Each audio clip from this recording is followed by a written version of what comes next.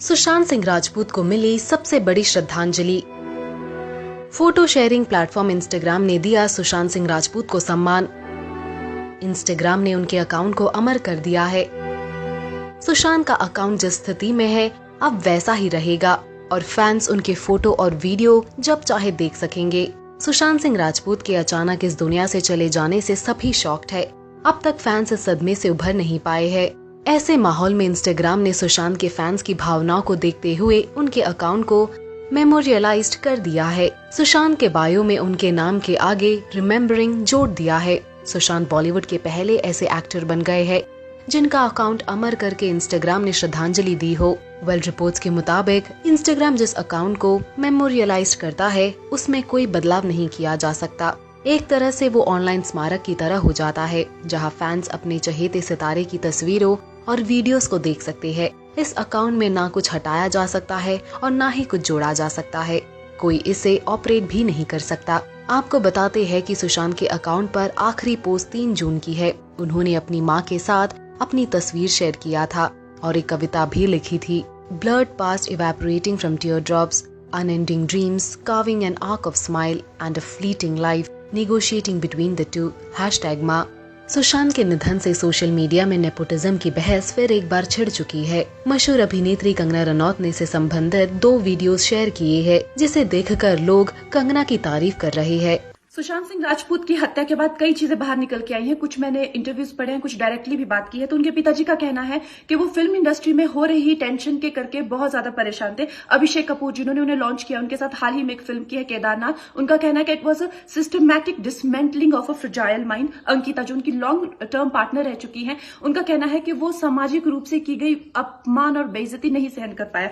तो अब मैं आपको बताऊंगी कि मूवी माफिया ने ना कि सिर्फ उनको बैन किया था, सिस्टमैटिक डिसमेंटलिंग, कैसे कतरा कतरा करके उनका दिमाग तोड़ा गया है, उनको मारा गया है। तो ब्लाइंड आइटम आप इसलिए लिखते हैं क्योंकि आप जब झूठ लिखना होता है आपको के अगेंस्ट कोई लीगल एक्शन नहीं लिया सकता क्योंकि आपका तो नाम ही नहीं लिखा, मगर उसकी जो डिस्क्रिप्शन होती है, जैसे मेरे बारे में लिखा जाएगा कि जिस लड़की के घुंघराले बाल हैं, जिसको नेशनल अवार्ड मिला हुआ है, साइकोटिक है, इस तरह से जो कि मनाली से डिस्क्रिप्शन पूरी दी जाएगी मगर नाम नहीं लिखा जाएगा। 23 अगस्त 2017 को बॉलीवुड लाइव सुशांत के बारे में लिखता है कि वो जब भी सेक्स करता है तो सिर्फ अपने ही गाने सुनता है, वो सबसे बड़ा नार्सिसिस्ट है।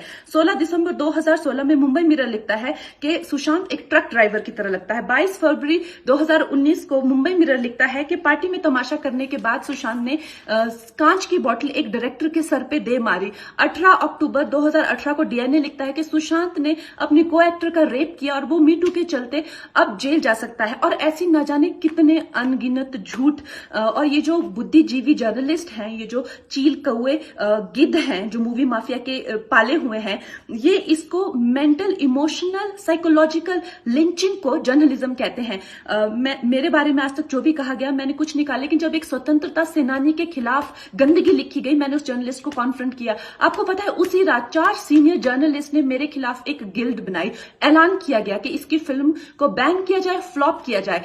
आपको पता 3000 जर्नलिस्ट गैंग अप होते हैं एक अकेली लड़की पर, उसकी इमोशनल लिंचिंग करते हैं सरेआम, और ये समाज कुछ नहीं कहता, कानून कुछ नहीं कहता है।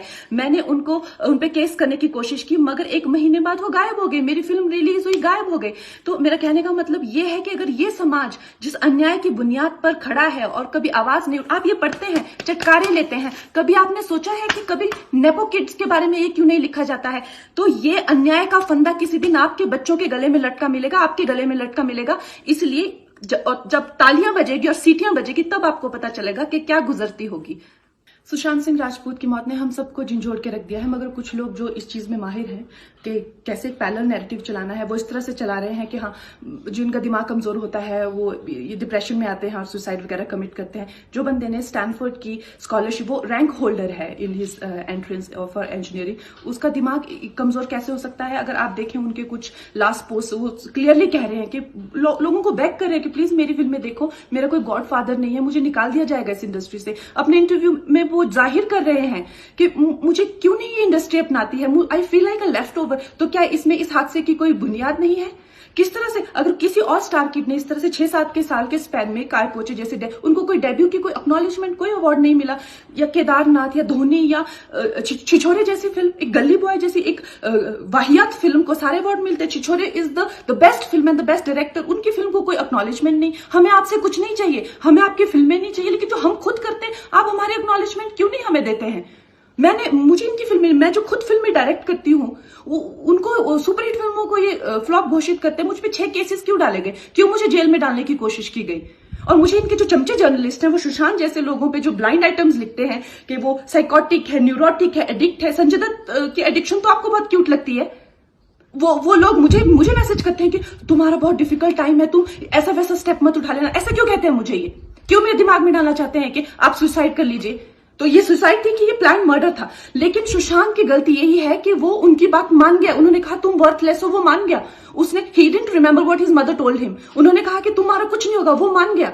वो चाहते ही ये है कि वो इतिहास लिखे और ये लिखे कि सुशांत कमजोर दिमाग का था।